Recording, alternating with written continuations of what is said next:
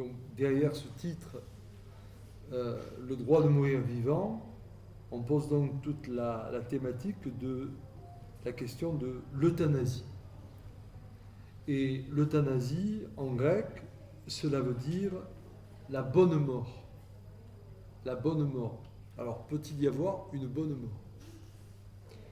En tout cas, ce qu'on appelle l'euthanasie concerne dans la conscience collective les patients que l'on qualifie d'incurables et qui désirent être assistés pour un suicide. Et donc, cette réalité de l'euthanasie, ça cache une pluralité de gestes, de décisions, de réflexions qui demandent d'être précisées. Je ne sais pas s'il serait peut-être pas sympa de fermer la porte, voilà, parce que... Et donc, merci. Et à l'opposé de l'euthanasie, on pose donc l'autre pôle, ce sont les soins dits palliatifs, qui visent, eux, à accompagner sereinement un patient jusqu'à ses derniers instants de vie.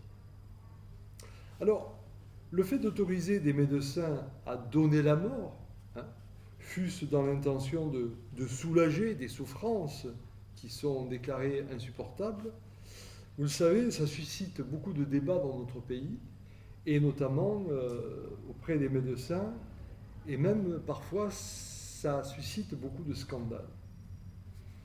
Le médecin peut-il être là pour arrêter la vie? Donc le fait d'autoriser les médecins à donner la mort, comment pouvons-nous l'entendre? Plus largement, on peut dire que la réflexion sur la fin de vie n'est pas la réflexion sur la mort, mais c'est la réflexion sur le sens et de la vie et de la mort. Alors vous avez un philosophe anglais au XVIIe siècle, donc vous voyez déjà ça remonte, et qui déjà avait réfléchi sur ces questions de fin de vie. Il s'appelle Francis Bacon, donc fin du XVIIe siècle, et ce philosophe anglais écrivait ceci, et c'est d'une grande actualité, je le cite: « J'estime que c'est la tâche du médecin non seulement de faire retrouver la santé, définition habituelle, mais encore d'atténuer les souffrances et les douleurs, ce qui déjà pour l'époque était énorme, parce que nous on a mis du temps à admettre que le médecin était aussi là pour éviter la douleur, et ce, non seulement quand un tel adoucissement est propice à la guérison, mais aussi quand il peut aider à trépasser paisiblement et facilement. » Autrement dit, Francis Bacon, à la fin du XVIIe siècle, pose déjà, en termes clairs, la question de l'accompagnement en fin de vie et donc de ce qu'on peut appeler ou le suicide assisté ou l'euthanasie. Mais il est certain qu'aujourd'hui, avec les progrès de la médecine, la réflexion a pris des accents tout à fait plus profonds, plus aigus, et ce, du fait que, d'une part, cet allongement de l'espérance de vie grâce aux avancées de la médecine fait que nous avons de plus en plus de personnes dites très âgées, et d'autre part, de plus en plus dépendantes. Et donc, ça pose la question, pouvons-nous accepter une telle dépendance? Pouvons-nous accepter de devenir totalement dépendants? Et donc, doit-on reconnaître aux hommes un droit de mourir comme un sursaut d'ultime liberté? C'est la question philosophique qui est posée par l'euthanasie, alors qu'on pourrait aussi poser la question à travers les soins palliatifs, comment aider, accompagner, entourer les personnes les plus vulnérables qui vont bientôt s'éteindre. Alors, en travaillant à cette conférence, bien sûr, me sont revenus en mémoire deux exemples que nous connaissons tous. D'abord, on se souvient du cas de Vincent Humbert, je ne sais pas si vous l'avez encore en mémoire, ce jeune homme devenu tétraplégique, aveugle, muet, après un grave accident de la route. Et donc, il ne supportait plus sa situation qui était sans issue. Et donc il avait entrepris de nombreuses démarches, et notamment il avait demandé le droit d'être euthanasié auprès du président de la République de l'époque, qui était M. Jacques Chirac, et ceci avait été refusé.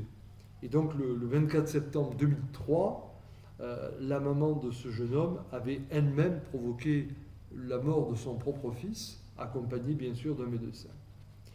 Et l'affaire d'ailleurs s'est conclue par un non-lieu en février 2006, qui montre bien que malgré l'interdit de ce suicide assisté ou de cette euthanasie, on est dans des zones, on pourrait dire grises, hein, où on est entre l'interdit et le permis, et donc c'est un peu au cas par cas. On pourrait également citer un autre exemple, je suis sûr que vous vous en souvenez tous également, c'est l'affaire de Chantal Sébir. Chantal Sébir, cette enseignante française qui était atteinte d'une tumeur très rare et qui, refusant le suicide, avait demandé à pouvoir être euthanasiée. Et donc là, on est en 2008 et elle s'adresse à Nicolas Sarkozy, président de l'époque, et là aussi, ça a été refusé. Donc ce sont là deux cas connus, mais au-delà de ces cas connus, je suis sûr que si je vous interroge, nous connaissons tous des dizaines de cas, et en tout cas en France, en Europe et bien ailleurs, il y a des centaines. Oui, vous pouvez rentrer. Bonsoir.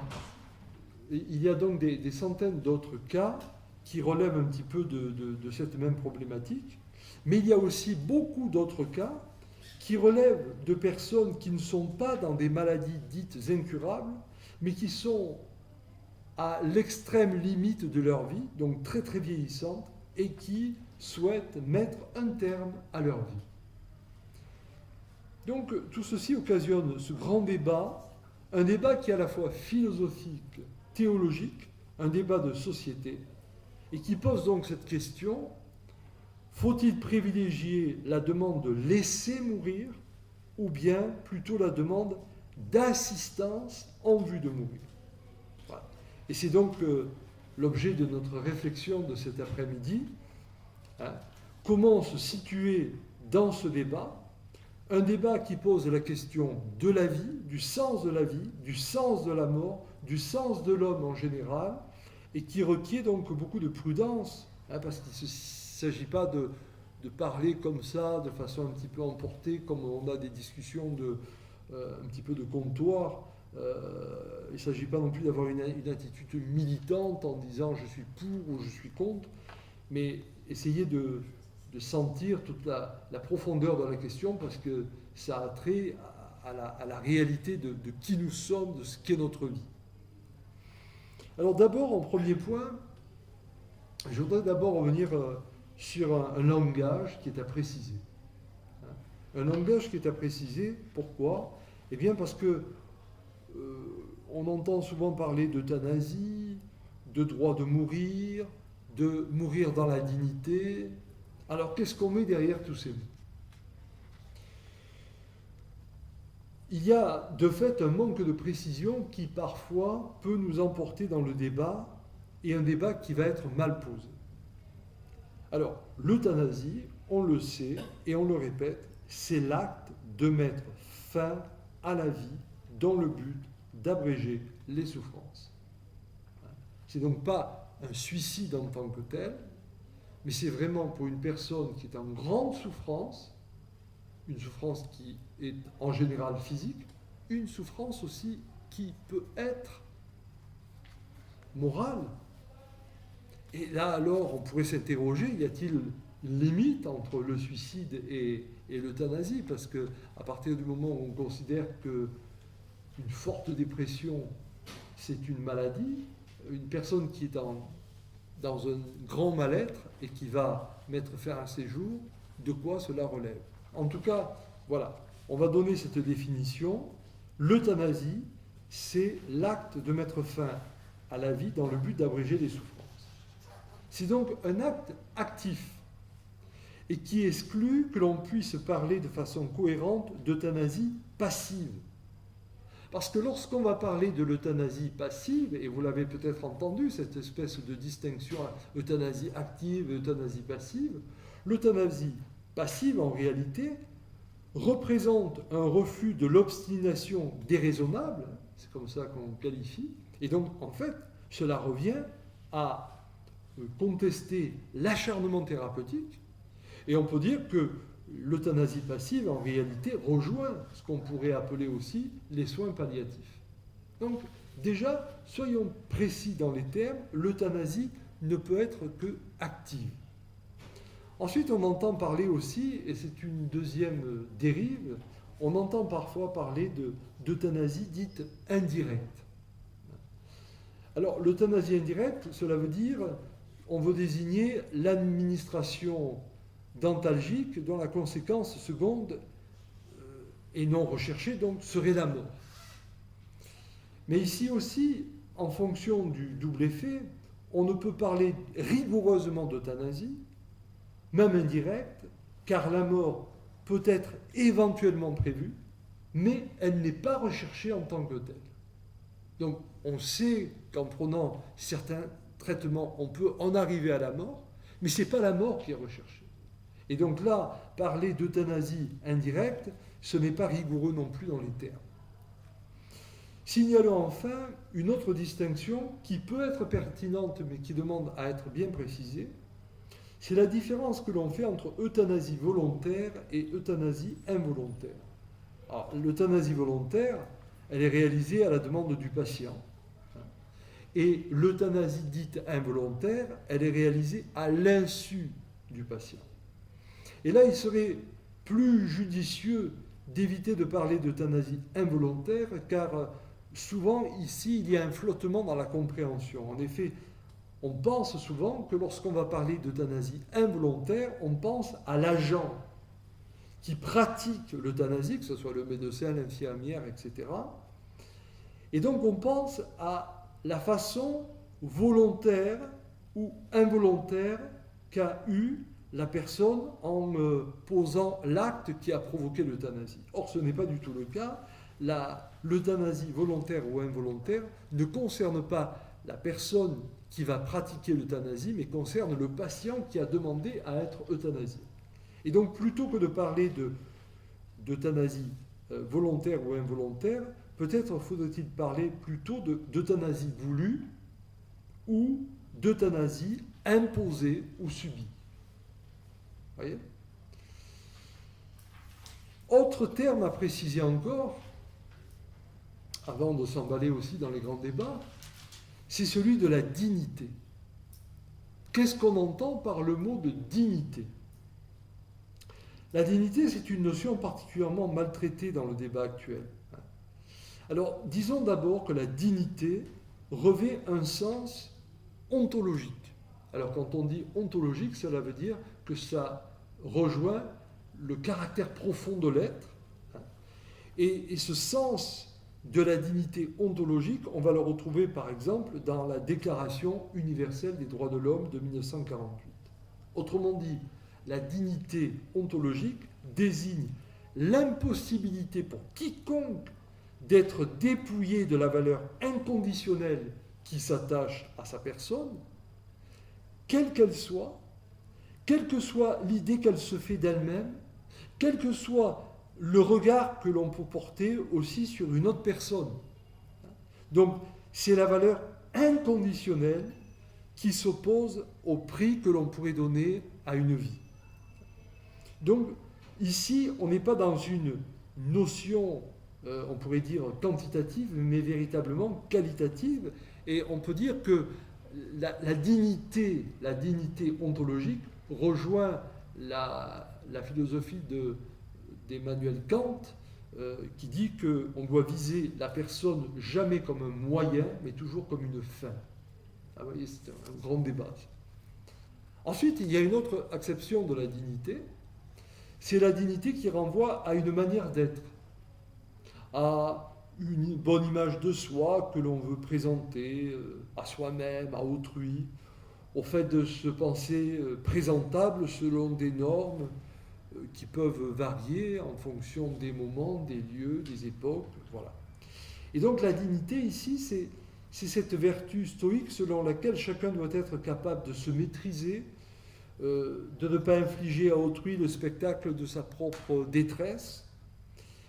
Et donc la dignité peut se réduire alors à n'être qu'une simple convenance personnelle. On peut parler ici d'une dignité comme une sorte de décence, hein, on pourrait dire cela. Donc on est dans une compréhension qui est complètement différente de la dignité ontologique. L'être en tant que tel est digne parce qu'il est être humain. Ici, c'est davantage dans l'image que l'on va donner de soi. Enfin, il y a la dignité qui est parfois confondue avec le concept de liberté. Et ici, on va alors entrer dans un débat très flottant, parce que derrière ce mot de liberté, on confond souvent autonomie et autodétermination. Autrement dit, je vais dire, si par exemple je suis paralysé, je vais sentir que j'ai perdu mon autonomie. Et je vais peut-être penser que je ne suis plus libre.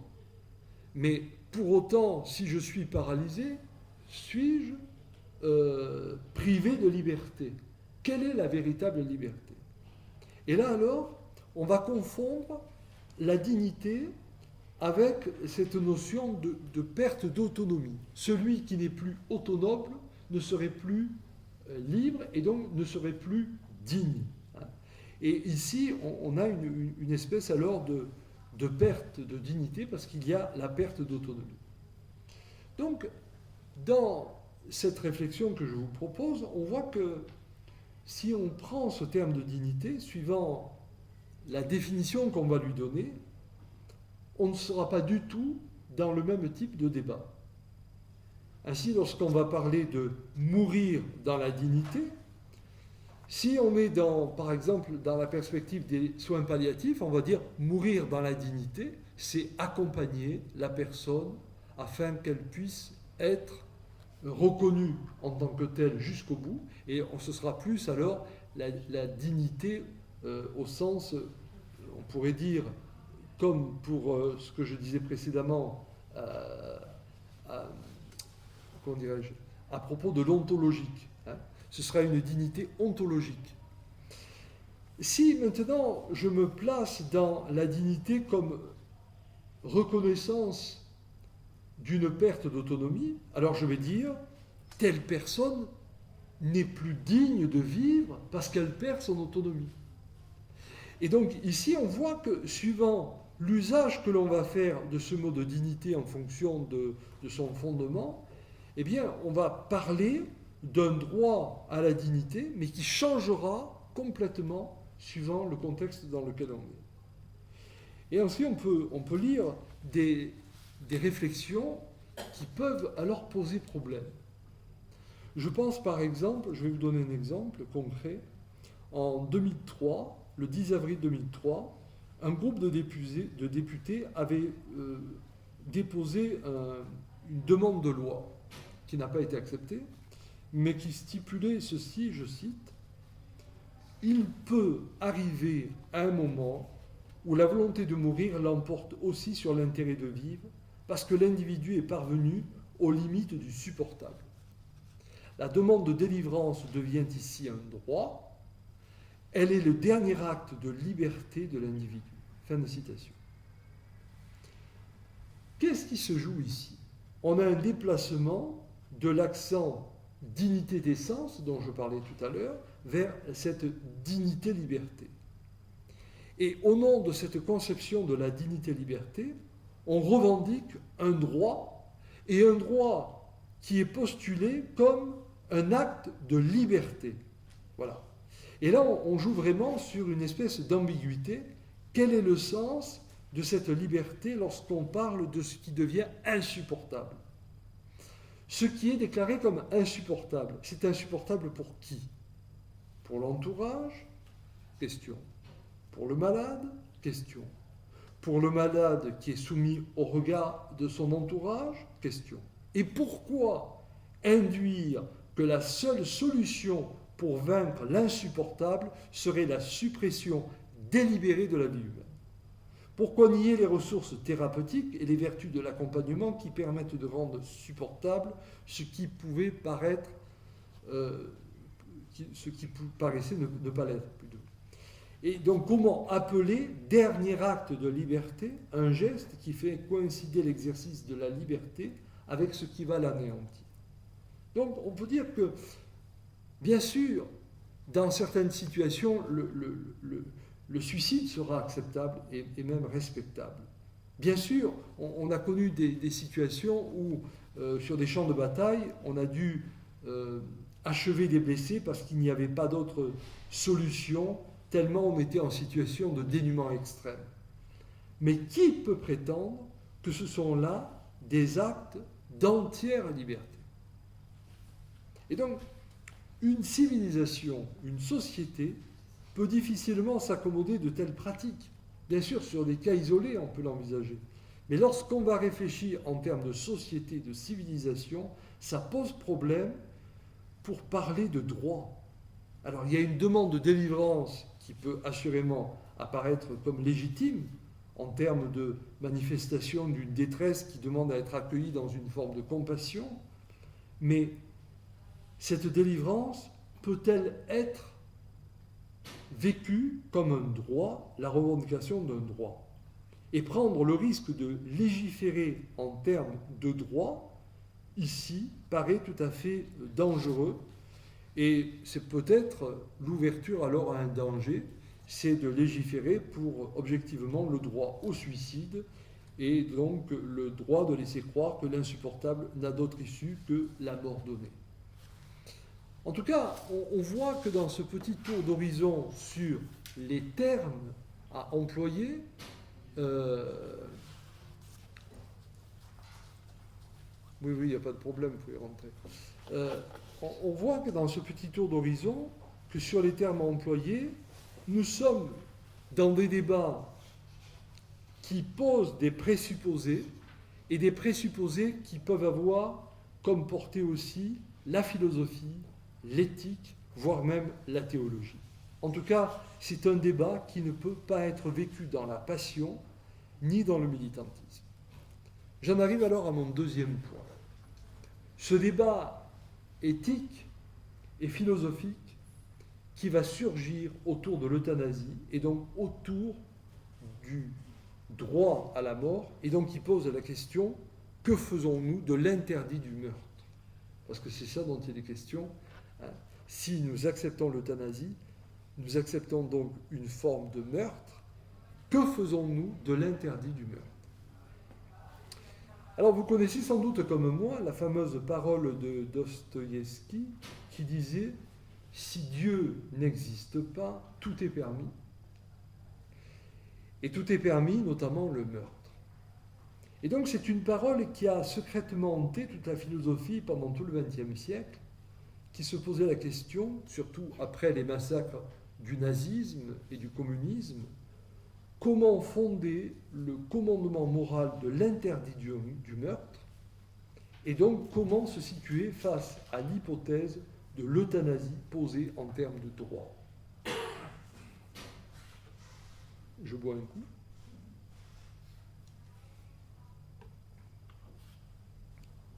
Or, si je me tourne vers un philosophe que je vous ai souvent cité, que j'affectionne particulièrement, Emmanuel Lévinas, qui est donc un philosophe français contemporain, puisqu'il est mort en 1995, qui était français mais d'origine lituanienne, et dans la pléiade de livres qu'il a pu publier, il y en a un qui s'appelle « Le temps et l'autre ». Le temps et l'autre, aux éditions, aux presses universitaires de France, édité en 1989. Et dans Le temps et l'autre, Lévinas fait apparaître que, premièrement, le meurtre, ou du moins l'interdit du meurtre, n'a pas besoin de référence religieuse et n'a pas comme fondation rationnelle quelque philosophie que ce soit pour asseoir sa validité. Et lui, il dit que l'interdit du meurtre repose sur la dignité en termes ontologiques au travers de ce qu'il appelle la relation à autrui. Autrement dit, ce que dit Lévinas, c'est que la relation à autrui est précisément ce qui me met dans une interdiction absolue de dire que je dispose d'un droit vis-à-vis d'autrui.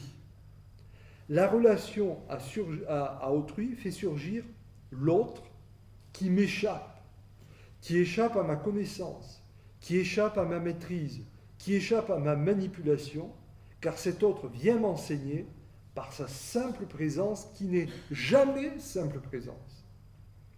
Et donc, Lévinas, d'une certaine façon, dans ce livre Le temps et l'autre, nous dit que le meurtre, qui est l'expression ultime de la violence, eh bien, je peux vouloir le meurtre d'autrui, je peux vouloir le tuer, mais quand bien même je le tuerai, je ne pourrai pas effacer ce qu'est l'autre en tant que tel. Dès lors, cet autre ne peut pas m'arroger le droit de l'anéantir. Il y a un interdit du meurtre par la relation que j'ai avec celui-ci, et il va plus loin. Il dit parce que la relation à l'autre ne pose pas la liberté de l'autre, ni ma propre liberté, mais la relation à l'autre pose en primauté ma responsabilité vis-à-vis d'autrui. Et pour lui, plus que la liberté, il y a notre responsabilité. Et dans cette responsabilité, quand je suis face à autrui, je touche à plus que l'autre, je touche à ce qu'il appelle le grand autre ou le tout autre. C'est-à-dire ce principe vital, ce principe de vie qui nous dépasse. Et dès lors, pour Lévinas, dans ce livre, même si la question pour lui n'est pas l'euthanasie en tant que telle, mais le droit de tuer, eh bien pour Lévinas, l'interdit du meurtre est absolu. On ne peut pas aller vers une euthanasie, on ne peut pas aller vers un suicide assisté. Le surgissement de l'autre nous enseigne que nous ne sommes pas maîtres ni de nous-mêmes, ni de l'autre, et que nous ne disposons pas de la vie. Voilà, ça c'est une thèse très forte, celle de Lévinas, dans cette relation. Autrement dit, quand bien même l'autre va me demander son droit à mourir, je peux l'accueillir, peut-être même que je vais pouvoir l'aider par un accompagnement, etc. Mais est-ce que je peux pratiquer la mort? Et d'après Lévinas, non, parce que je suis appelé dans une responsabilité qui dépasse et l'autre et moi-même. Il y a un grand tout autre qui nous indique un interdit absolu. De son côté, il y a un autre philosophe que notre cher président actuel aime beaucoup, qui est d'origine protestante, Paul Ricoeur. Donc, l'ouvrage de Lévinas, c'était Le temps et l'autre, paru au Presse universitaire de France en 89. Et là, Paul Ricoeur, je le cite à partir de la revue Études, un numéro paru en mai 2000. La revue Études, je pense que vous la connaissez, vous en avez entendu parler. Et donc, c'est le numéro de mai 2000. Et dans ce numéro d'études, Paul Ricoeur dit ceci: que faire quand la médecine n'a plus de projet de guérir? Qu'est-ce que soigner quand il n'y a pas l'idée de guérison? Accompagner la vie jusqu'à la mort, mais y a-t-il un bien mourir? Il pose la question. Y a-t-il un bien mourir? Autrement dit, il pose la question, là, véritablement, de l'euthanasie. Si vous avez entendu que l'euthanasie, ça veut dire la bonne mort. Peut-on parler d'un bien mourir? Et il ajoute alors ceci: si l'éthique de détresse, quand on est confronté à une personne qui est en grande souffrance, si l'éthique de détresse est confrontée à des situations où le choix n'est pas entre le bien et le mal, ce qui normalement relève de la morale ou de l'éthique, mais entre le mal et le pire, même alors, le législateur ne saurait donner sa caution. Autrement dit, là, Paul Ricoeur nous dit, c'est pas entre un bien et un mal, c'est entre un mal et un pire. Et à partir du moment où c'est entre un mal et un pire, pouvons-nous réellement choisir et pouvons-nous légiférer? Donc il ne condamne pas l'euthanasie en termes d'actes posés individuellement, mais il interroge sur le fait de vouloir légiférer sur l'euthanasie. D'accord?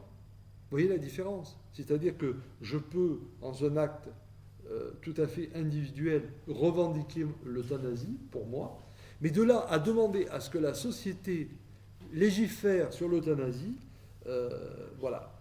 Pour Ricoeur, c'est impensable dans la mesure où, finalement, ce qui présuppose donc la réflexion, c'est pas le rapport entre le bien et le mal, mais entre le mal et le pire. Donc on voit que Paul Ricoeur s'inscrit lui aussi comme Lévinas dans cet interdit du meurtre, et donc il n'accepte pas le droit de l'euthanasie au droit d'un bien mourir qui serait donné par le législateur.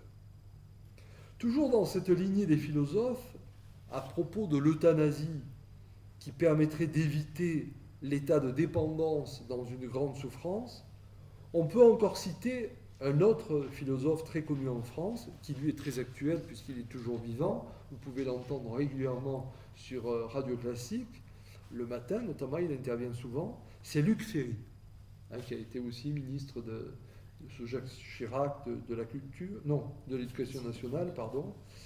Et donc Luc Ferry déclarait ceci, alors lui dans un article que j'ai retrouvé de Libération, comme quoi même dans Libération il peut y avoir des choses intéressantes. Non, c'est pas bien. Alors donc, dans un article de Libération du 2 juin 2001, et dans cet article de Libération du 2 juin 2001, Luc Ferry écrivait ceci, « Mourir dans la dignité, point de suspension, mais est-ce qu'un être humain peut perdre sa dignité ?» Ah, il pose la question. Est-ce qu'un être humain peut perdre sa dignité?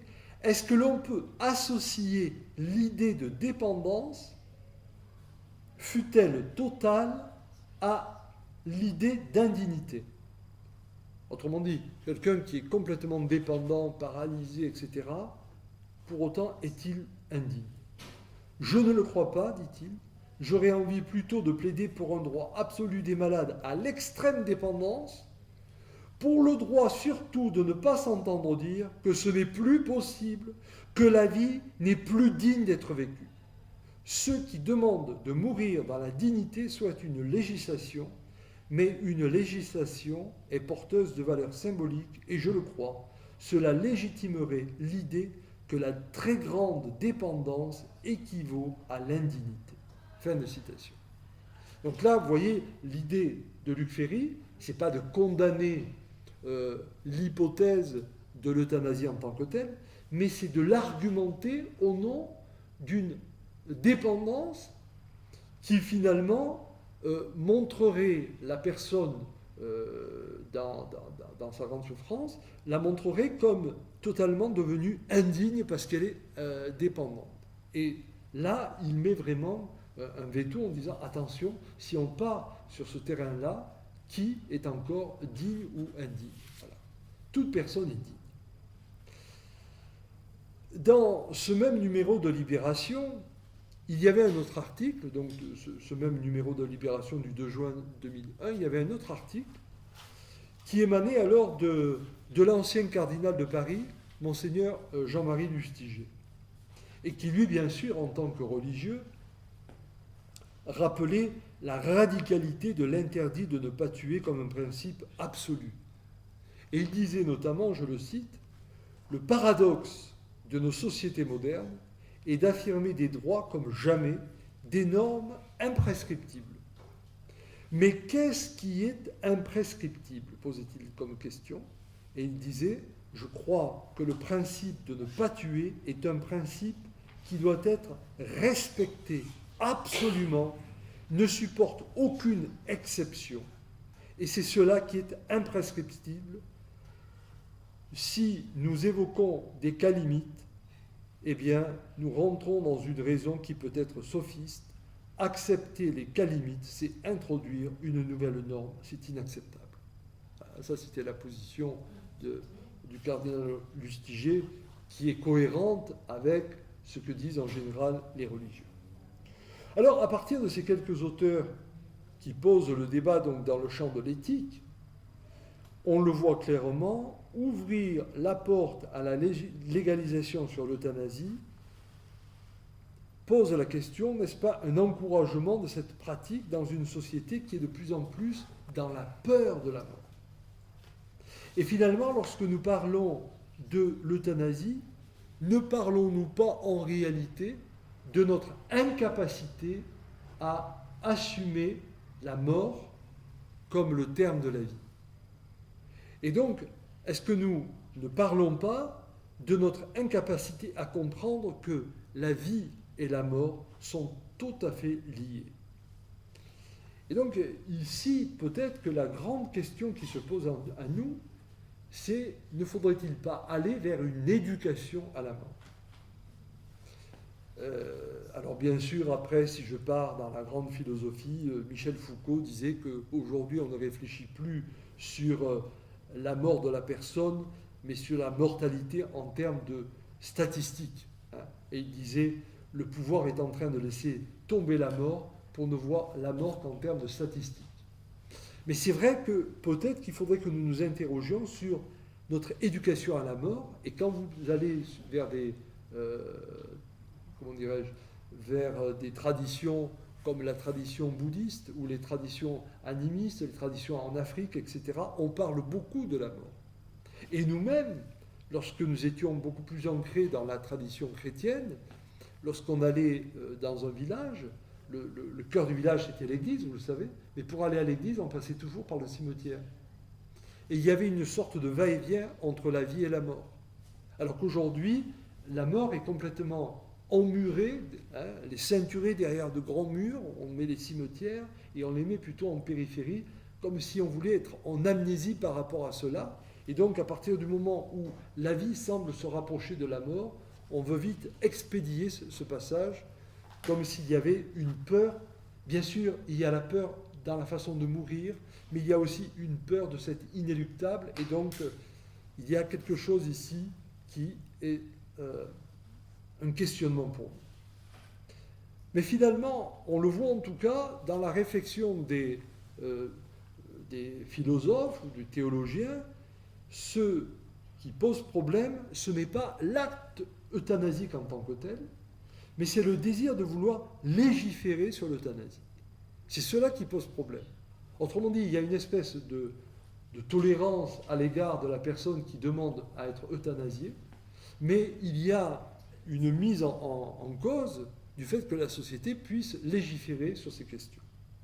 Alors, ici, se pose à nous la question, mais il existe déjà une loi.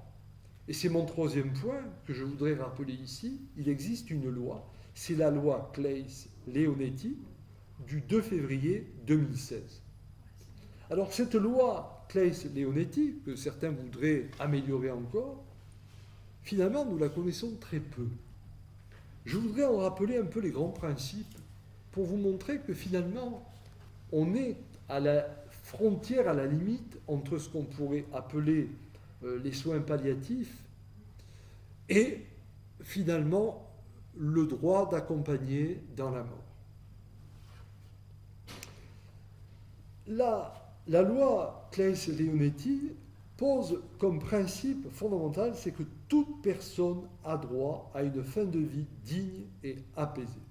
Déjà, ça c'est très important. Autrement dit, on en finit avec l'acharnement thérapeutique, qui malheureusement a sévi pendant longtemps chez nous, parce qu'il y avait tellement cette culture, le médecin doit soigner, le médecin doit soigner, que le médecin vivait la fin de vie comme un échec pour lui, alors qu'en réalité, c'est je dirais, c'est un mouvement d'inclinaison qui est tout à fait naturel et qu'on doit accompagner.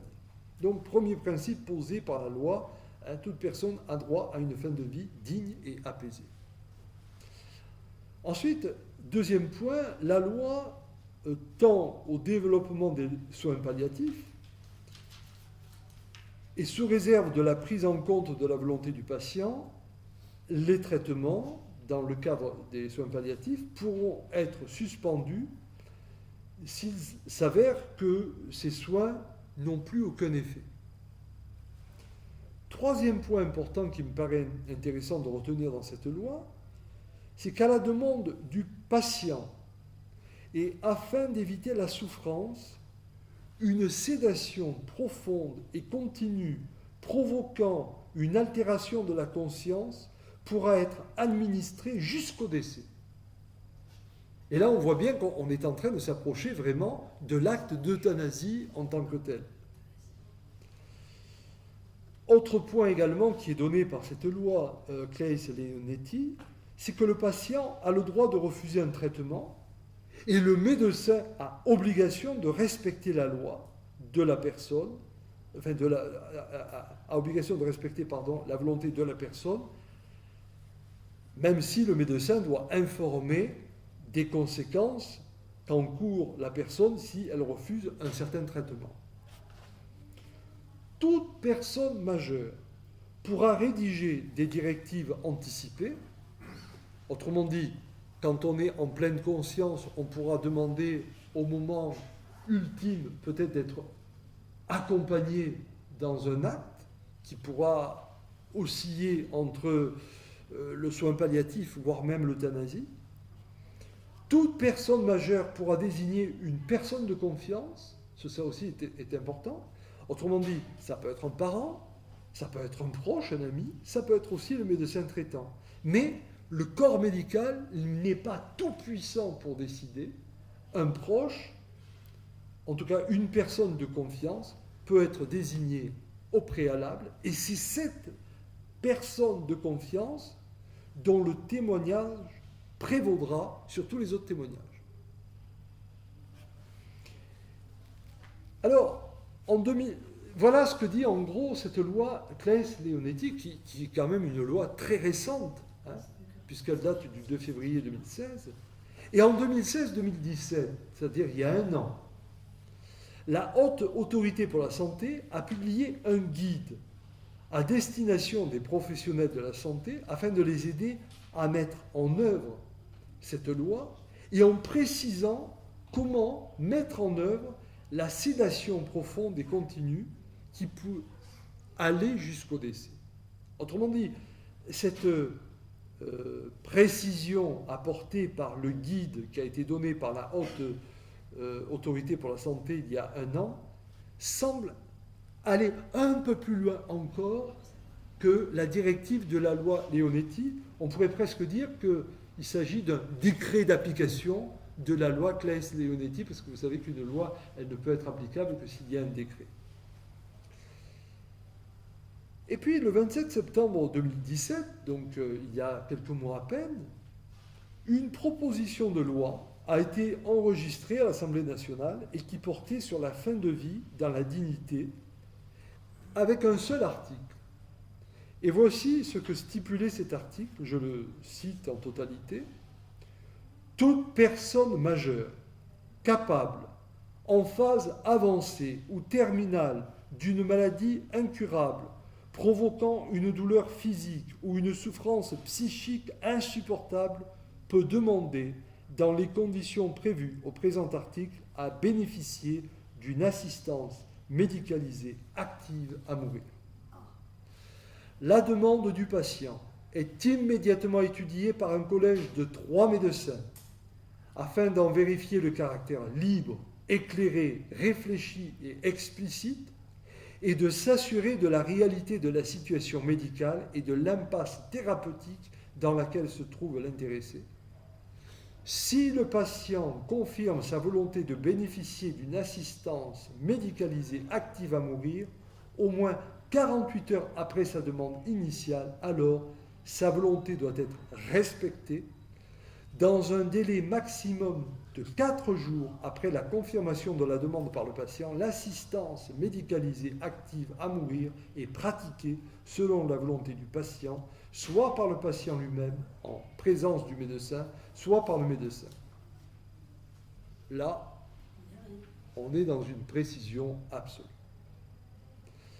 Donc, on le constate, le processus d'euthanasie avance dans la législation française. Cependant, cette proposition qui n'est pas encore votée, je vous le signale, c'est une proposition. Cette proposition législative qui a été déposée fin septembre donc par Jean-Louis Touraine, qui est un député du Rhône, du groupe La République En Marche, ne satisfait pas pleinement les tenants du droit à mourir dans la dignité. Pourquoi ? Parce que les tenants du droit à mourir dans la dignité font remarquer que ces précisions législatives, comme la loi Leonetti, ne s'adressent qu'à des malades qui sont à l'agonie, mais ne prend pas suffisamment en compte tous ceux qui ne veulent pas en arriver à ce stade, autrement dit, qui sont encore dans un état tout à fait, comment pourrais-je dire, normal, mais qui, de par leur âge très avancé, voudraient mettre un terme à leur vie.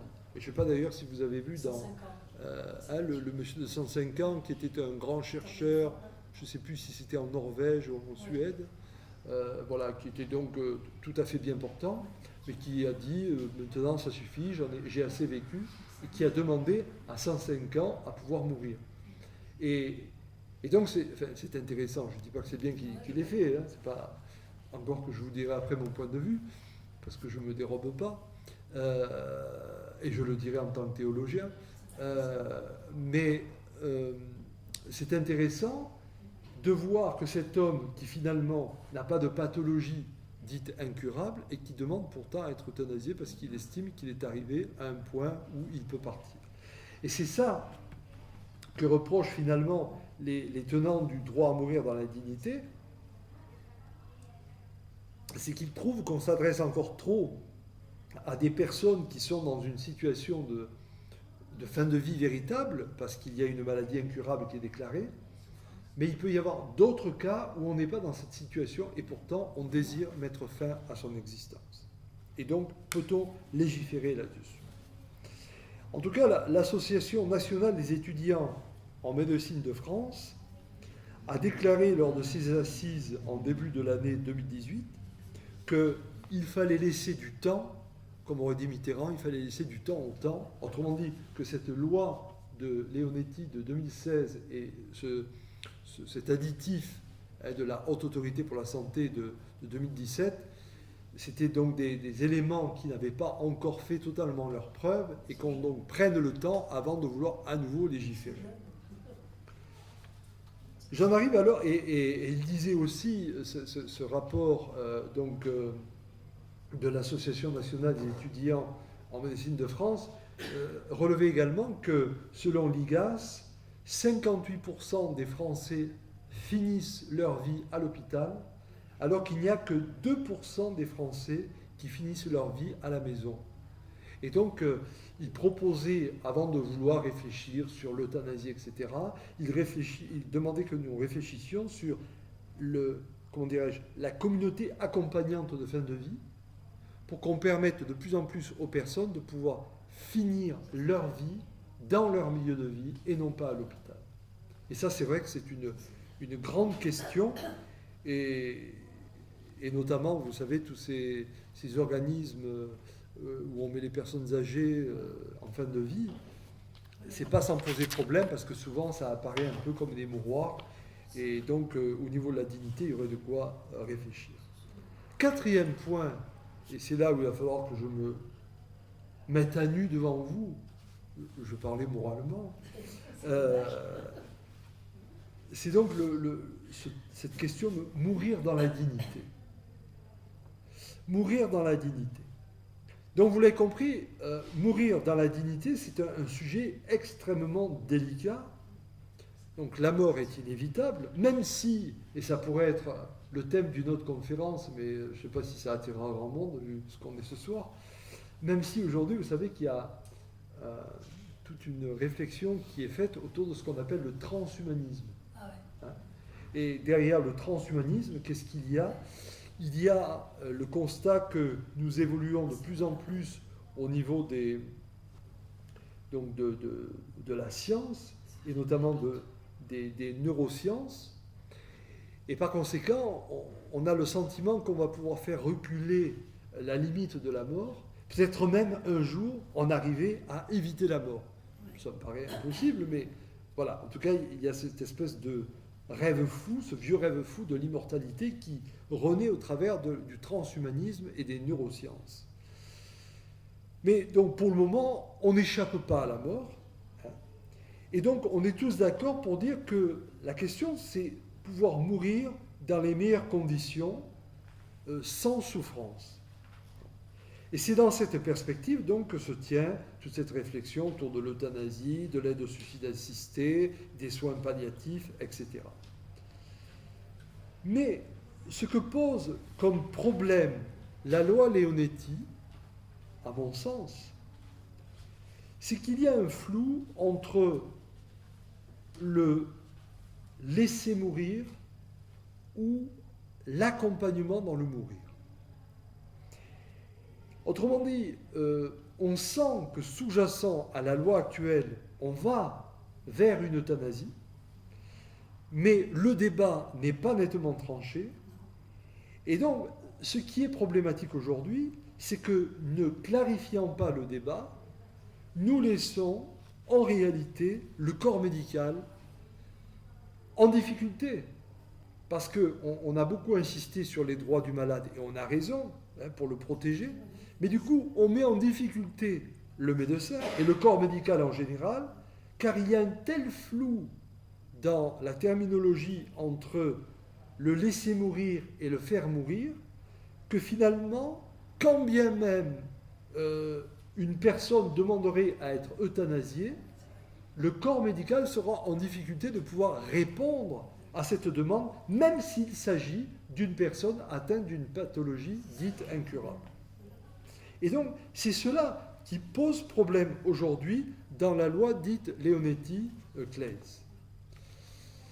Et donc, comment arriver à bien clarifier le débat entre l'obstination déraisonnable, c'est-à-dire l'acharnement thérapeutique, où là on est tous d'accord pour dire qu'il faut cesser cela, et ce qu'on va appeler alors l'euthanasie, et l'euthanasie, pas l'euthanasie passive, pas l'euthanasie involontaire, rappelez-vous tout ce que j'ai précisé, mais vraiment l'euthanasie active. Mais derrière tout cela, nous sommes bien sûr dans un flou. Pourquoi ? Eh bien parce que même si nous nous disons dans une société laïque, il y a quand même un fondement d'éthique religieuse qui fonctionne toujours dans notre société. Et on ne veut pas se l'avouer, mais nous sommes dans un fondement d'éthique religieuse qui a toujours posé la question de l'interdit du meurtre, comme l'évoquait Monseigneur Lustiger, ancien cardinal de Paris. Et donc, du coup, en tant que théologien, ça m'interroge, et je me pose la question, qu'est-ce qui fonde l'interdit de l'euthanasie fondamentalement ? Et fondamentalement, on va retrouver comme argument le même argument que celui que nous prenons pour refuser ce qu'on va appeler les manipulations génétiques en vue de la procréation assistée. On est exactement dans le même débat. Parce que la procréation assistée, par la manipulation génétique, est refusée dans le monde religieux au nom de la loi dite naturelle et au nom du fait que seul Dieu dispose de la vie. Et à l'autre chaîne, je dirais au bout de la vie, on va refuser le droit de l'euthanasie ou le droit de mourir du fait que la vie n'appartenant qu'à Dieu, la mort n'appartient qu'à Dieu. On retrouve donc la même logique. Et donc, on peut comprendre cette cohérence. Cela étant, ça pose une difficulté selon moi. Car, premièrement, si l'argument est celui de la loi naturelle, on peut dire que tout acte médical et a fortiori tout acte chirurgical est une atteinte à la loi dite naturelle. À partir du moment où vous allez opérer une personne d'une appendicite pour éviter une péritonite, vous contrevenez à la loi naturelle.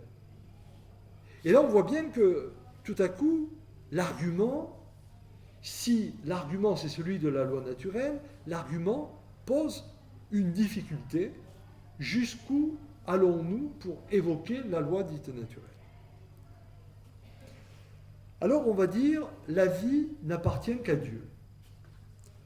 Personnellement, me référant par exemple à Luc Ferry, lorsqu'il dit on ne peut pas mettre en rapport l'indignité de la personne avec le fait qu'elle est en totale dépendance, je suis absolument d'accord avec lui. Et on peut donc dire que même une personne atteinte d'une maladie comme l'Alzheimer, c'est une personne qui est encore vivante, parce qu'elle a encore une sensibilité, parce qu'elle peut avoir encore une présence, et donc c'est une personne qu'on ne peut pas euthanasier comme cela.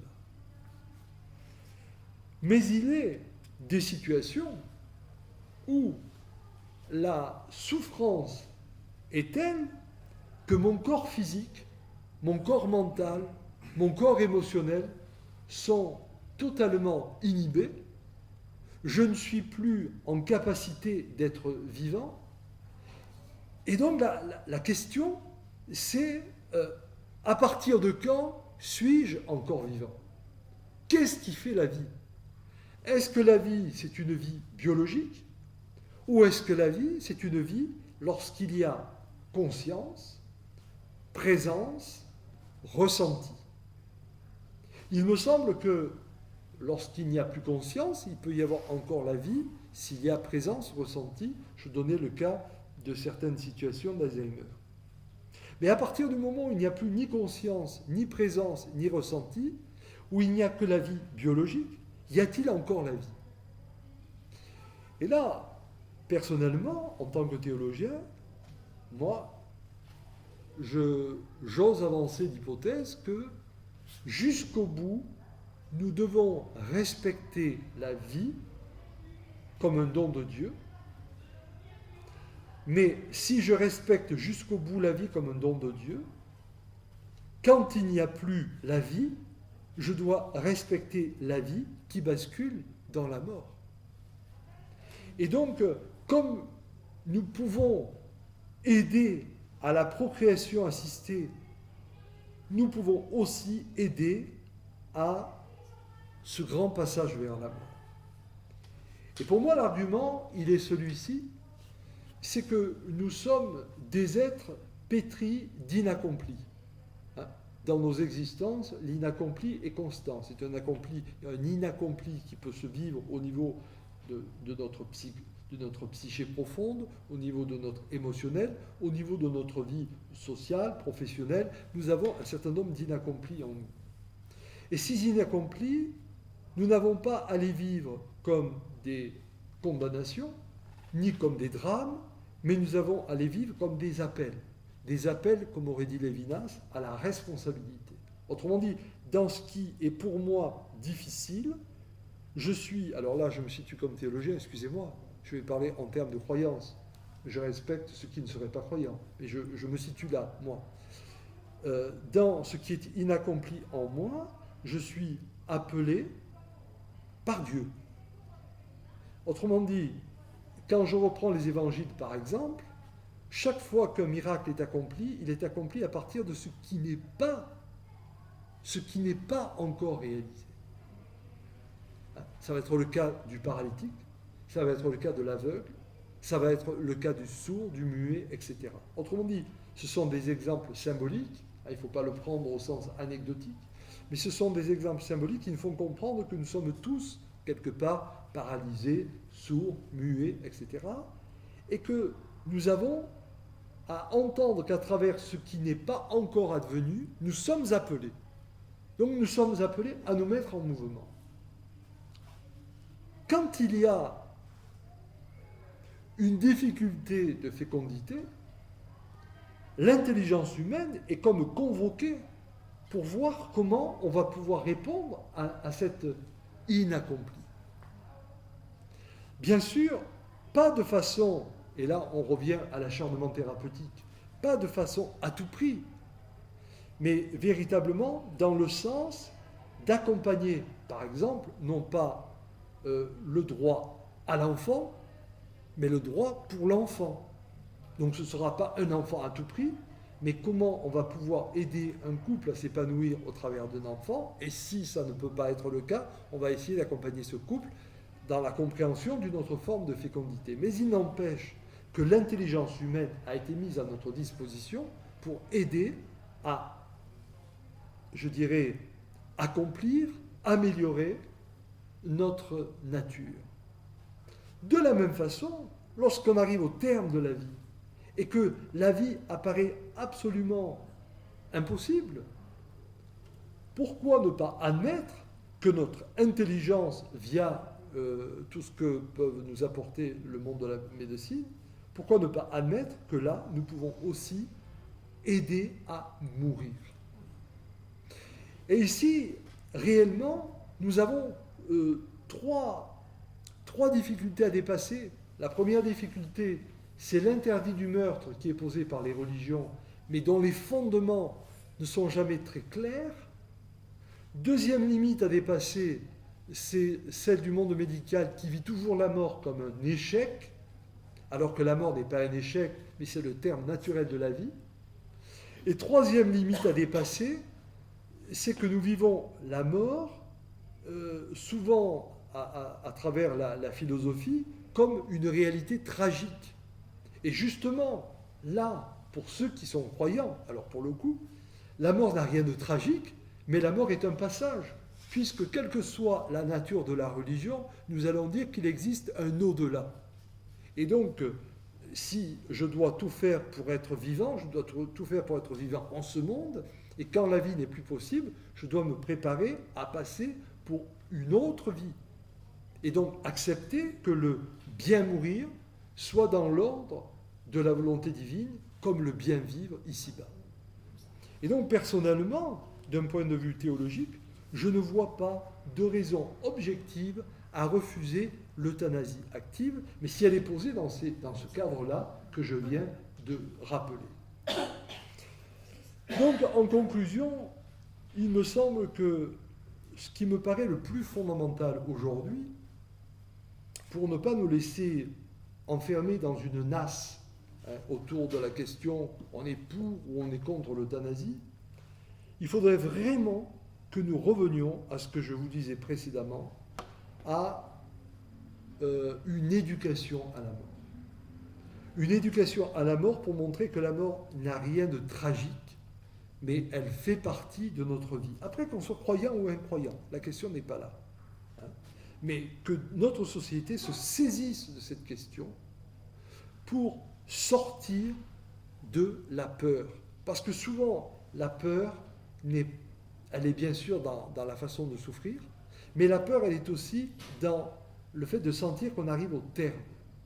Et il y a une telle peur du terme qu'on veut précipiter ce terme parce qu'on n'ose pas affronter la question de notre finitude. Et là, je crois que cette éducation à la mort nous donnerait une plus grande sagesse pour évoquer ces questions de soins palliatifs, de ces questions de l'accompagnement au bien mourir, de cette question de l'euthanasie en tant que telle. Voilà un petit peu ce que je voulais vous proposer ce soir comme réflexion rapidement. J'ai dépassé un peu le temps qui m'est imparti, puisque normalement c'est 50 minutes, j'ai fait 1h05, pour que vous ayez un peu de temps pour le débat quand même. Voilà. Alors maintenant, à vous. Allez. Bon, merci, mais voilà. Bon, et pour les gens, si vous voulez, quand ils souffrent, donc je parle de mon chien parce que c'était un geste d'amour, parce que je n'ai pas fait facilement, mais je l'ai fait, j'ai eu le courage de le faire, parce que j'étais content de l'avoir fait, parce qu'il n'a pas souffert du tout. Il a eu une belle mort, comme on dit, voilà. Pour les gens, donc moi, ou moi je vois la fin arriver, enfin pas la fin arriver, mais j'ai 75 ans, je dis, on ne sait pas ce qui peut arriver, je vous assure que je ne veux pas, il y a une chose que je ne veux pas, c'est être un légume, souffrant ou pas souffrant. Je ne veux pas être un légume, c'est-à-dire j'ai écrit mes volontés, je ne veux pas, si j'ai si je suis Alzheimer, comme vous parliez, et que je dis bonjour monsieur à mon fils, le médecin, je ne veux pas. Je trouve que je serais plus heureuse dans cette vie si je dis bonjour bonsoir. J'estime que ce n'est pas une question de dignité, si je ne veux pas vivre ça. Et je ne veux pas vivre non plus, souffrir et étouffer pendant 3 mois en agonie. Je ne veux pas ça. Alors la loi Néoletti, c'est vrai qu'elle a commencé à y penser, mais comme vous dites, elle n'a pas été jusqu'au bout, c'est ce que je lui reproche. La loi qu'on est en train d'essayer de faire, et c'est pour ça que je suis là, parce que je me bats. Je vois qu'il y a une petite députée En Marche qui est venue il y a quelques semaines en parler. Je lui dis, je compte sur vous, parce qu'il faut que ce soit, comme vous dites, c'est pas une question de dignité, c'est une question d'humanité. Vous savez, quand on souffre énormément, on est on est recroquevillé sur sa souffrance, on n'existe plus. Ce que vous avez dit à la fin, j'aime bien. On n'est plus là. On n'est plus là. Ni pour ces enfants qu'on aime, ni pour... On n'est plus là. Et on n'est plus là, donc je ne vois pas pourquoi on irait dans un mouroir, j'ai pas envie. Pourquoi on ferait piquer, pourquoi, si vous voulez, on s'occuperait de gens qui sont des légumes, ils ne veulent pas des légumes, ils veulent mourir, au lieu de s'occuper des gens, alors qu'il n'y a déjà plus assez de monde dans les hôpitaux, pour guérir des gens ou s'occuper des gens qui en ont besoin. Vous voyez ce que je veux dire? Voilà, c'est tout, c'est une question d'humanité. Je pense que c'est un grand geste d'humanité. Le gros problème, comme vous le dites, ce sont les médecins qui sont entre eux avec un gros point d'interrogation de leur tête.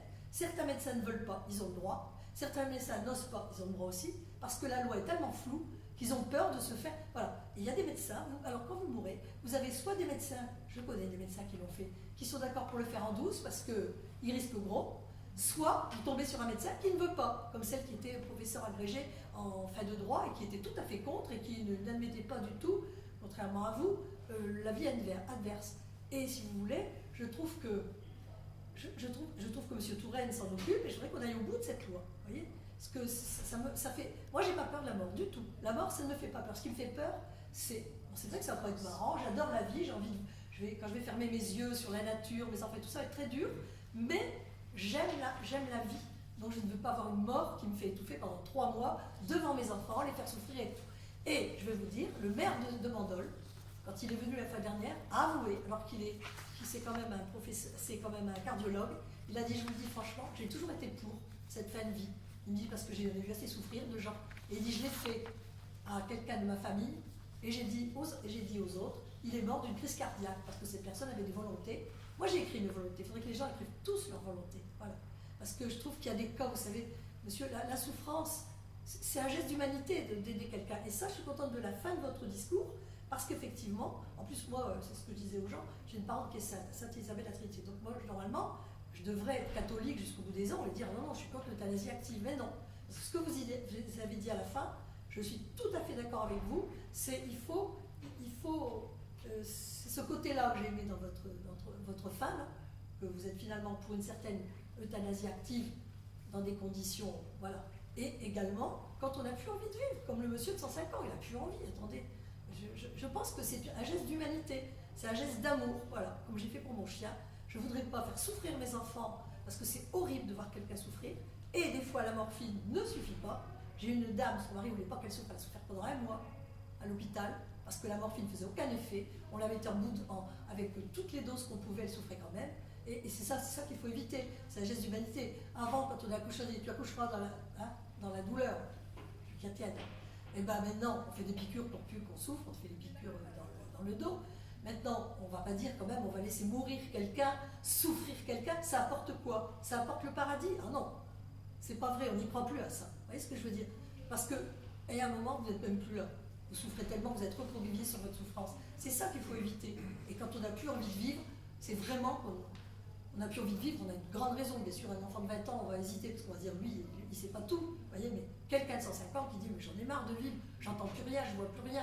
Je suis pas malheureux, je souffre pas, mais je vis plus. On est des légumes, on a bien le droit de pas être des légumes. Voilà. Pour moi, c'est mon combat. Vous voyez, il faudrait que la loi elle passe et qu'elle passe intelligemment. Voilà. C'est un combat qui est tout à fait. J'ai pas peur de la mort. C'est un combat qui est tout à fait louable. Hein. Oui. Alors, personnellement, quand j'ai donné ma position, je dirais aussi que c'est pas. Enfin, mais là, je parle pour moi, je parle pas pour vous. Hein, mais pour moi, c'est pas la souffrance qui devra m'amener à demander à mourir, mais c'est lorsque la souffrance me met dans une telle situation que je n'ai plus de conscience. Voilà. Parce que la souffrance m'a complètement saisi. Hein. Et donc, et ce que je voudrais bien qu'on entende, c'est l'argument que j'essaie d'avancer d'un point de vue théologique. C'est pas pour dire simplement je suis progressiste ou pas progressiste, c'est pas ça la question. Hein. Voilà. Mais comme vous le dites, effectivement, on a avancé, on a évolué dans la compréhension de la souffrance qu'on ne doit pas infliger pour naître au monde et puis par la suite. Voilà. Aujourd'hui, il y a un accompagnement dans la souffrance pour justement ne pas souffrir. Et donc, on doit arriver à le vivre jusque dans la mort. Je suis bien d'accord avec vous. Et alors, l'exemple que vous avez donné de votre chien est intéressant parce que même si c'est un animal, c'est un être vivant. Et donc, voilà, par analogie, on a déjà quelque chose qui nous aide à réfléchir effectivement. D'autres réactions par rapport à ce... Il y a une Oui. chose qui est quand même assez frappante, c'est que dans plusieurs pays autour de nous, maintenant c'est quelque chose de tout à fait pratiqué. Et pratiqué facilement, sans aucun problème. Mais on commence déjà à avoir un retour de bâton. En ce sens que dans certaines cliniques, il y a une banalisation de la fin de vie, enfin de l'euthanasie, et qui pose problème. Oui, mais alors ça, c'est toujours Et pareil. ça, c'est l'éternel problème. C'est l'éternel problème c'est l'éternel problème, Eliane, des excès. Hein. Parce que si on prend par exemple tout le combat qui a été mené par Simone Veil dans les années 74-75 pour l'avortement, et je pense que ça a été une bonne chose, mais après rendre l'acte de l'avortement presque comme un acte contraceptif, c'est insupportable. Hein. Et on voit bien qu'on est dans ces excès. Donc c'est vrai que demain, si on légifère sur cette question de l'euthanasie, il faudra peut-être qu'on pose quand même des normes pour éviter qu'il y ait cette banalisation. Alors moi, ce qui me frappe aussi, c'est lorsque vous évoquez 57% de personnes qui meurent à l'hôpital, c'est effrayant. Il ne faut pas mourir à l'hôpital. C'est effrayant parce que bon, il se trouve que j'ai été amené à suivre beaucoup de personnes dans des hôpitaux, dans la fin de vie. Mes parents, des amis, enfin des amis qui étaient seuls, enfin beaucoup de personnes. Et trop, mais c'est la vie. Et la solitude, c'est effrayant, effrayant. Et là, on est devant un problème vraiment de société. Ah oui, alors on est sur un problème de société pour plusieurs raisons. Bon, d'abord parce que avec l'éclatement du monde du travail, on n'est pas toujours en proximité avec son parent qui vient à disparaître, ça c'est un premier point. Problème de société aussi parce qu'il y a une telle peur de la souffrance et de la mort que lorsque on a une personne qui est en train de partir, c'est un spectacle que certains n'acceptent pas de vivre. Je vais vous donner un exemple, c'est que j'accompagnais par exemple mon père dans une clinique. Nous étions deux familles, enfin deux, moi j'étais toute seule, mais il y avait une famille également qui venait voir les personnes qui étaient en train de mourir. Et il y avait à peu près 60 personnes dans cette clinique. Les autres étaient seuls. Il y avait plein de chèques qui arrivaient, ça il n'y avait pas de problème. Et puis ils avaient tout ce qu'ils voulaient, etc. Donc ils ne pouvaient plus profiter, parce qu'ils étaient de véritables légumes. Mais c'était épouvantable. Et en même temps, tous ces gens qui étaient à Paris, à l'étranger, machin, etc., bon, ils ne pouvaient pas venir. Ouais, ils n'avaient pas envie de venir en plus. Parce qu'ils avaient peur, parce que la peur de mourir, elle est personnelle, mais elle est aussi pour ceux qui l'entourent. Tout à fait. Ah oui. Et puis il y a aussi le sentiment du médecin.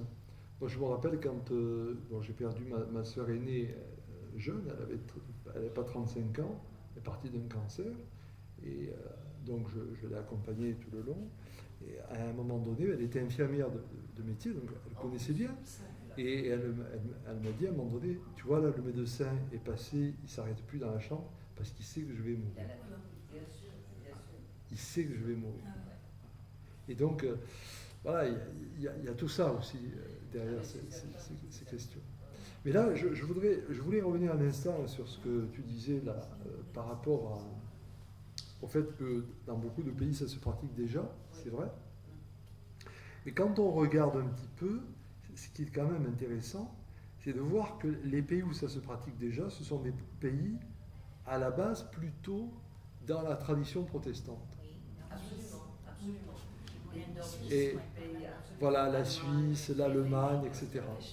Alors, sans vouloir toujours revenir aux questions religieuses en tant que telles, mais la religion faisant partie de la culture, hein, c'est sur ce plan-là que je le prends, on a une vision où la conscience sera toujours d'abord une conscience personnelle. Hein, parce que dans la foi protestante, c'est la foi de la personne. Alors que dans les pays plutôt latins qui ont été marqués par le catholicisme, et puis aussi dans les pays plutôt à tendance orthodoxe, mais c'est un peu pareil, la conception de la foi est d'abord une conception de l'Église, c'est-à-dire que l'Église a un magistère, elle dit ce qu'il faut croire. Et par conséquent, il y a cette... Malgré la croyance que peuvent avoir les personnes, c'est d'abord ce que croit l'Église. Et donc il y a un poids du magistère, il y a un poids de l'institution. Et même si aujourd'hui on est déchristianisé, même si aujourd'hui on est tout à fait rentré dans ce qu'on appelle une société sécularisée, et surtout en France avec la laïcité, il reste quand même une espèce de relent, et qui fait que chez nous, par exemple, ces questions-là, c'est encore difficile. Et ça suscite des débats terribles. Mais on n'en voit pas les fondements. On a une forme de crispation, mais on n'en voit pas les fondements. Et je pense que si on descendait dans les fondements, on pourrait se décrisper. En tout cas, nous, chrétiens, si on allait un peu dans les fondements, on pourrait trouver des éléments qui permettent de comprendre qu'il n'y a pas de raison objective de s'arc-bouter par rapport à cela, à condition, bien sûr, que ça soit fait dans une extrême liberté. Et là, pour revenir à l'exemple de Madame, à condition, bien sûr, au préalable, par exemple, que lorsqu'on est en pleine situation donc en maîtrise de soi, là, on va faire un acte écrit, hein, mais qui prouve bien que la personne avait ce désir, qu'elle était en pleine liberté, en pleine possession de ses moyens, etc., etc. Il va falloir quand même qu'il y ait ce cadre. L'écrit est quand même limité au fait de ne pas faire d'acharnement. Mais il ne donne pas pour... Moi, je demande dans mon acte. Ah, mais moi, j'ai fait cet acte. Mais ceci mis à part, il se limite au non-acharnement.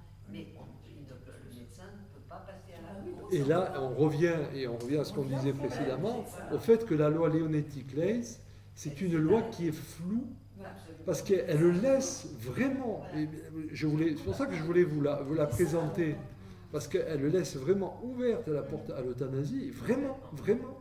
Mais comme elle ne le stipule pas clairement, si vous tombez sur un médecin qui va être honnête, qui va dire bon, ben, la personne est en fin de vie, on arrête, mais qui le dit explicitement et qui tombe ensuite sur une famille qui l'attaque, il peut être condamné. Ou même son infirmière. Ou son infirmière, etc. Quelqu'un qui est autour et qui dit ah, il a fait ça. Voilà. Donc tu dépends des médecins, même si ta vie a le droit d'être achevée pour des raisons X, pour des vraies raisons, tu dépends du médecin devant lequel tu te trouves parce que ça dépendra, parce que lui il a peur, il est dans le flou.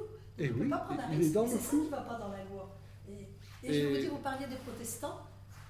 Les protestants, ce sont bien eux qui avaient dit je voudrais lire les textes parce qu'on nous dit qu'il faut payer des indulgences pour aller au ciel. Ils ont quand même été les premiers à dire je veux voir la réalité des choses que vous m'avancez. Je pense qu'ils ont plus de réflexion profonde sur la... Je trouve que c'est des catholiques intelligents, les protestants. Ils ont quand même posé une question qui était quand même à poser à un certain moment. Parce que comme quand on dit aux musulmans, vous verrez des vierges, vous payez des... Vous aurez des vierges, vous payez des... Oui. Vous payez des... Comment ça s'appelait de l'argent pour Oui, aller... les indulgences. Des indulgences pour aller... Ils ont dit, mais montrez-moi les textes. Ah non, il n'y a que les curés qui peuvent les lire. Eh bien, les protestants, ils ont protesté, on les a brûlés quand même. Et je trouve que, tout en étant catholique, je trouve que les protestants étaient quand même des catholiques intelligents. Moi, je les vois comme des catholiques. Après, ils ne croient pas à la Vierge, mais bon, ça, c'est encore autre chose, parce que bon... Ça, c'est voilà, le vous voyez détail. ce que je veux dire. Mais quand vous parlez des protestants, ça va... Finalement, les protestants, ils sont peut-être plus près des réalités, vous voyez. Ils font peut-être plus travailler leur cerveau. C'est pas l'Église qui domine avant, je trouve. Après, il faut nuancer, parce que bon, les choses ont quand même bien évolué. Et aujourd'hui, oui, on a évolué. dans le Mais monde c'est pas pour catholique ça. et orthodoxe, on est quand même un pays d'idiot, quoi. Mais non, et le pape, il est très bien, le pape actuel. Mais alors, il a levé un drap. Voilà, enfin, là je ne veux pas rentrer dans ce débat-là, parce que c'est pas le sujet. Mais en revanche, ce qui est intéressant, en tout cas, c'est de voir que sociologiquement, c'est ce que je voulais dire, sociologiquement, on a quand même des correspondances. Voilà. Et donc, je pense qu'on va aller vers une évolution dans ce sens-là, mais ça va demander encore d'être précis. Mais effectivement, pour revenir à ce qu'on disait sur les médecins, on les laisse quand même dans une jungle législative. Hein, parce que moi, je me rappelle quand j'ai accompagné mon père mourant, l'infirmière chef m'a regardé pour me faire comprendre qu'elle pouvait augmenter la dose de morphine pour... moi j'ai donné un signe de tête, et elle l'a fait. Et c'était très bien. Bon. Mais elle a pris un risque. Parce que vous pouvez très bien faire un signe disant oui, faites-le, et puis après vous rétractez en disant mais comment vous avez donné la mort? Et là on entre dans un vide juridique. Et ça c'est une question très grave. C'est là qu'est le problème. Ouais. Parce qu'on a besoin des médecins, on ne peut pas le faire nous-mêmes. Hein. C'est des choses fréquentes. On le sait que ce qu'ils mettent un petit peu morphine, moins d'une semaine après, c'est fini. Quoi. J'ai vécu Oui, ça. mais une semaine, c'est beaucoup aussi des fois. Tout à fait. Il le met le mardi, ça lui le prend. Hein. Il Oui, faut mais le faire. il vaudrait mieux que ça soit clairement signifié à la famille, d'une part, et que le médecin ne le fasse pas en douce par peur de se faire sanctionner. Ouais. C'est ça qui est. Ou alors la solution, c'est que moi je dis les gros malades, vous les reprenez à la maison. Oui, mais Vous tout les le monde reprenez ne à la peut pas, maison. Béatrice. Et dans l'intimité de la maison, vous C'est faites plus ce que facile vous de faites. Oui, c'est Ouais, Vous enfin, faites ce que vous voulez. il faut Hein. savoir Je faire. me souviens, j'ai gardé mon père 6 jours. Tu venais me voir tous les jours. Ah, peut-être. Hein. Je me souviens. C'est plus Je me facile. souviens. Et il est parti en paix. Oui. Bon, peut-être parce qu'on était infirmier, j'étais infirmière, et je me battais. Et j'ai aidé quelqu'un à partir, moi personnellement. Il faut le faire. Et j'ai dit, personne n'a le droit de me condamner. Non. Personne. Mais on pourrait vous condamner, c'est ça. Mais le je l'ai problème. fait à la maison. Et on était tous la famille ici, ensemble. On n'a pas lâché parce qu'on était catholiques, pratiquants. Enfin, on avait un consensus derrière. Et c'est ça, je dis, n'abandonnez. Moi, aujourd'hui, quand je vois, j'ai des amis, ils sont à Aigues-Marines là maintenant, alors qu'ils ont des sous. Il suffirait d'aménager la maison, tout pour faire, machin comme ça. La personne que je connais, elle pleure toutes les larmes de son corps. Hein. Il suffirait, il y a une garde de nuit. Les sous, c'est pas un problème. Un garde de jour, tout pourrait être fait. Mais les gens veulent Et là, Non, c'est pas les gens, c'est pas les gens, c'est le fils. On va mettre les points sur les i. Hein. C'est le fils. À un moment donné, quand tu as 85 ans, tu n'es pas autonome, tu ne peux pas cavaler. Moi, je te le dis carrément, je finirai jamais gravataire. Tu m'entends? Jamais. Moi, Je ferai ce qu'il faut. Mais tu vois, mais ce soir, je t'ai donné, Voilà. ce soir, je t'ai donné des arguments de foi pour ne pas te culpabiliser. Oui, mais je sais pas. C'est sûr qu'à un moment donné, si tu veux, j'ai eu un battement. Je me suis dit, mais tu as l'impression qu'ils sont là. Et tout le processus se fait, carrément. On a gardé la même chambre, on a gardé le même truc. Ils sont là. Ils ne sont jamais partis. Tout est différent dès que ça se Et fait. c'est ça ce renoncement que les gens ils ont peur de la vieillesse, premièrement, ils ont peur de leur mort, mais pourtant, moi aussi j'accompagnais mon chien comme ça, il meurt dans mes bras, toujours. C'est de l'amour. Hein. Et combien de fois tu vois un vétérinaire qui arrive, surtout la bête, je ne veux pas la voir, hein, et je vais le fil. Enfin, c'est là où je parlais de l'éducation à la mort, c'est-à-dire qu'on n'ait pas peur d'accompagner la mort Voilà. et d'accompagner nos morts. Et alors nous devons inciter, nous devons conseiller les gens. Moi je suis allée à une association Renatus, je ne sais pas si tu connais Renatus, Non. c'est une association de soins palliatifs à domicile. Ah, c'est Elle est bien. à Sénary, elle est derrière l'église de Sénary. J'ai pris des piles comme ça. Renseignez-vous, Renatus à Sénary. Alors, voilà, c'est une association de visiteurs, si vous voulez, qui sont bien formés et qui vous aident à confronter. Alors, il y a le malade, mais il y a aussi la famille qui est autour, hein, qui se pose beaucoup de questions et qu'il ne faut pas lâcher. Hein. Vous avez les soins palliatifs, on a eu une conférence à la Seine. Hein. Bon, la chef de service, elle essaye de faire tant bien que mal quelque chose. Et les sous, on les appelle les sous, forcément, on ne peut pas les prendre. Voilà, c'est pour ça qu'il faut absolument rester à sa maison, garder sa maison. On a chaque sou, on hypothèque la maison et on se fait soigner par ses sous, au lieu de donner les sous aux enfants. Hein. Ou alors on essaye d'en garder un petit peu. Il y a tellement de choses qu'on peut faire, mais c'est surtout le maintien comme ici. Quand vous allez dans un hôpital, il ne faut pas oublier que l'État prélève. Si par exemple vous avez un petit appartement que vous donnez à vos enfants quand vous mourrez, l'État vous se paye son appartement. Et nos parents sont malheureux, qu'est-ce qu'on va aller mettre là-dedans? Moi j'ai 24 mètres carrés. Pour le moment, ma mère, elle a 97 ans, elle a toute sa tête, merci mon Dieu. Elle est chez ma petite soeur qui a 17 ans de moins que moi. J'ai promis à ma mère que si un jour ma petite soeur elle viendrait chez moi, j'ai 24 mètres carrés, je lui donne ma chambre. Ma mère ne dira pas, moi si elle a des morts, qu'elle se sauve, je marche mal. Mais je ne veux pas. Je voudrais faire ce que Bon, je veux. après, il y a quand même des cas extrêmes, parce que moi je peux vous dire que j'ai eu ma maman Alzheimer. Je sais. Il arrive un moment où vous ne pouvez pas Oui, la garder à la maison. Est-ce qu'elle ne serait pas plus heureuse Parce que- de ne plus exister? Oui, mais Ça vous êtes voilà. posé la question, monsieur. Ah oui, je me suis bien sûr posé Hein, la ça question. pose la question Je là. me suis posé la question, mais Ça pose. seulement ça n'arrive pas d'un coup. Ah, je sais. C'est-à-dire que l'Alzheimer, il y a des phases, mais il y a quand même une phase où on ne peut Il y a un plus le moment garder à la où on peut le maison. garder, voilà. Moi j'ai une amie. Ce Sinon, soir, c'est la personne Elle était devenue accompagnante. méchante, on n'a pas Oui, pu oui, la oui, garder oui, à la oui, maison. oui, c'est pas Elle facile. battait tout le monde. Oui, oui, mais il y a Il y a une, des cas. il y a une phase, c'est pas des cas, il y a une phase Oui, agressive voilà. dans Et l'Alzheimer. là, on se pose la question. Et mais c'est difficile pour ceux qui accompagnent. Oui, tu voulais poser une question. Je veux dire ça parce que j'ai vécu pendant 3 mois, les 3 derniers mois, j'ai été invité par une chorale de la Peine-sur-Yvonne. Et tous les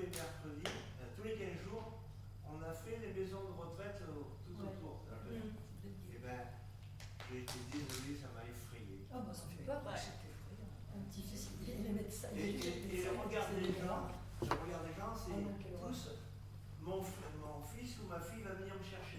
Voilà. Ils viennent pas les chercher, ils viennent même pas les voir. C'est horrible.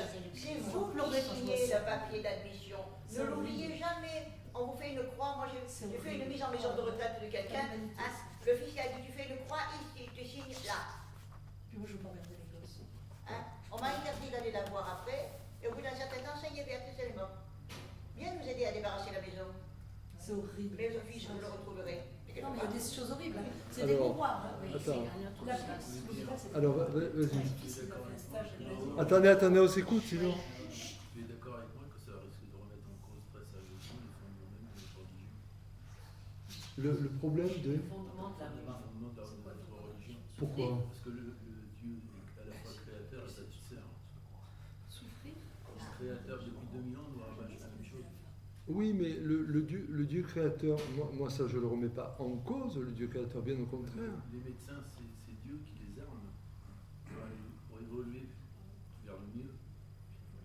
Oui, mais il arrive un moment où le mieux, c'est aussi d'accepter la mort. Bah oui. Mais si on veut arriver à 0 mort, le but c'est ça.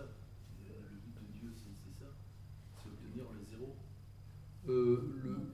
Le zéro mort, je ne crois pas. Sinon, Délai. Mais pourquoi pas? au cœur même de notre foi, Christ mort ressuscité. Autrement dit, il y a résurrection, mais passage par la mort. La mort fait partie de notre condition quand même. Et c'est là où je trouve qu'il y a eu toute une ambiguïté dans le discours médical à envisager que l'on puisse un jour arriver à tellement repousser la limite de la mort qu'on pourrait vaincre la mort. On ne peut pas vaincre la mort. Et je pense au contraire que le christianisme est fondé sur la conception de la mort, mais pas en termes de fin, mais en termes de passage. C'est tout le sens de Pâques. Pâques, passage, péchant.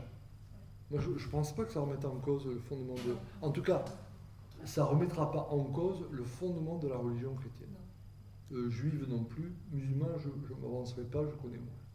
C'est un geste d'amour d'aider la personne à ne pas souffrir. Alors Maxime, Alors que c'est fini. et après il va falloir qu'on arrête parce que sinon on va se faire Ouais. gronder. Oui, moi je voudrais juste préciser que vous avez parlé des pays plutôt protestants, mais il y a quand même la Belgique aussi, je ne sais pas qu'ils soient en majorité protestants dans l'ensemble du territoire, et qui ont été quand même pas mal donateurs pour accompagner tout un tas de problèmes comme celui-là.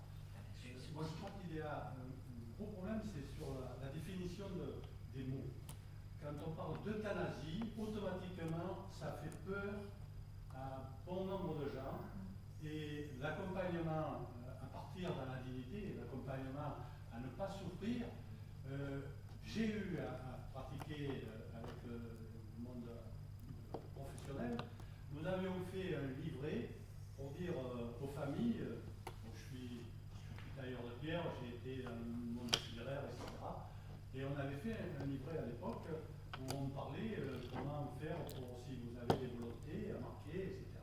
Vos volontés, si vous voulez être soigné ou pas soigné, ou partir différemment. Si vous sentez que vous n'êtes plus en mesure, parce que la dignité, c'est pas de mourir avec une piqûre aussi. C'est qu'à un moment donné, quand on n'est plus capable, pour un être humain, on n'est plus capable de se laver, de se lever, de manger, de pouvoir se véhiculer, je crois que là, on atteint la limite de ce qui est la dignité. Parce que c'est ça aussi. Alors là, en dehors de toute polémique qu'il pourrait y avoir avec le monde religieux, je crois qu'il y a là aussi des gens qui ne sont pas des pratiquants, mais qui ont tendance à tenir des propos sous prétexte de...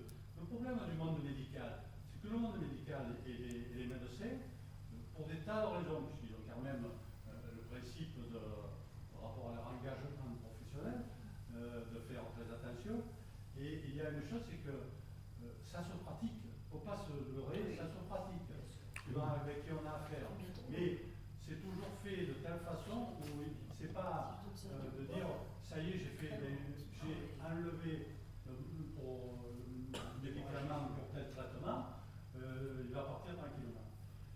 Et dernièrement, moment, il y a des sociétés d'assurance qui ont remis en place ce livret pour bien préciser, et quand on est en pleine notion de pouvoir exprimer son sentiment et ce que l'on choisit dans sa vie, de marquer toutes ses volontés.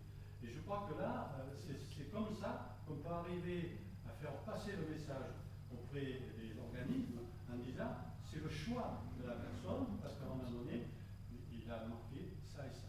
Alors après, quand vous avez dit, mesdames, là, par rapport à la maison, etc., c'est vrai, on peut dire, je suis chez moi, je suis enfermé, je fais ce que je veux. Non, il faut faire très attention à ne pas dire ça. Parce que sinon, un jour ou l'autre, il y aura toujours quelqu'un qui viendra derrière vous, qui vous dira, ouais, mais tu te rends compte un peu, c'est catastrophique de parler comme ça. C'est pas humain. Voilà. Non, mais C'est ce que mon frère m'a dit. Mon frère un je jour vous m'a ai dit, laissé tous parler. tu as tué Pépé. Je l'ai pris entre quatre yeux et je lui ai dit, c'est moi qui assume. Oui, Je non, dormais à côté de lui, tout à fait. jour et nuit pendant 6 Tout à heures. fait, mais la simplicité À moi, on me dit dans rien. l'engagement, la simplicité dans l'engagement, c'est qu'il y a des procédés qui permettent de faire partir tranquillement, sans avoir de souffrance, Je sais. et sans se mettre en porte-à-faux de Voilà. n'importe où. Alors on va le faire le week-end. Voilà. Hein, on va le C'est faire ça. le week-end parce La qu'il y a loi pas de du personnel. Nike, Vous, vous le savez faire, mais nous, c'est pas faire. On va le faire le On est week-end. plus sur les médecins. la loi du Non, mais on manque il y a un la petit peu là dedans, c'est machin comme ça. Mais le problème, c'est que quand on est face à ce problème-là, si vous voulez, à ce moment-là, est-ce qu'on aura vraiment la personne adéquate qui nous aidera à ce moment-là? C'est ça qui est Ah, ennuyeux. mais ça, Ça, c'est ennuyeux un peu. Non, mais Une activité professionnelle qui vous permet d'avoir des connaissances. Non, moi, j'y connais rien. On pourra toujours dire j'ai la connaissance pour le faire. Quand on ne reste pas dans l'activité professionnelle pour avoir des connaissances, c'est là le point délicat. C'est là que Et moi je dis qu'à ce moment-là, vous avez deux lois. Léonetti, il y a eu deux trucs. Une première et puis la dernière qui l'a amélioré, qui l'a amélioré. C'est vrai que c'est flou. C'est vrai que c'est flou. Mais il y a quand même une chose, c'est que en dehors de tout principe qui dit la vie est à respecter, il y a une chose quand même qui est principale et je pense essentielle dans tout engagement, c'est que je vis ma vie, et si je vois que moi j'ai passé par des périodes d'accidents, etc., j'aurais dû mourir déjà plusieurs fois, donc mes enfants ont toujours dit que j'étais un peu Highlander, vous voyez, donc peut-être j'irai plus loin que ça. Mais bon, peut-être que je partirai demain, ça, j'en sais rien. Donc, on prépare ces choses-là. Et là, au niveau de l'éducation, c'est pareil dans le cadre des enfants, au niveau des écoles. Lorsqu'on a des enfants avec soi et qu'on leur parle, à un moment donné, et au bon nombre, on a toujours eu peur de parler. Tu sais, Pépé, il n'est pas bien, mais bon, ne t'inquiète pas. Non, Pépé, il arrive à un moment donné où il a un grand âge et puis des choses comme ça. Ah oui, tout à fait. C'est ça aussi. Et c'est pour ça que je parlais de l'éducation à l'amour. Je visais ça notamment. Alors, simplement un point, mais après, il va falloir qu'on arrête parce qu'on a dépassé le temps, on va se faire enlever. Simplement un point. Je suis d'accord avec ce que tu as dit, mais attention, et Luc Ferry le faisait bien remarquer, il ne faut pas non plus mettre un lien entre la perte d'autonomie et le manque de dignité. Parce qu'on peut ne plus avoir d'autonomie, mais garder sa dignité. Et c'est pas ça qui va justifier le fait de demander l'euthanasie. Voilà. Mais bon, alors je vous signale si ça vous intéresse, que vous savez que l'an prochain on va devoir voter pour l'Europe, hein, ça va être le grand sujet. Et donc le 18 octobre, je reviendrai ici pour vous parler justement de la question de qu'est-ce que l'Europe peut nous apporter. Voilà, ce sera le jeudi 18 octobre. Je préfère vous le dire parce que vu qu'il y a peu de publicité qui est faite ici, voilà. Et d'ici là, portez-vous bien. Merci. Surtout que vous avez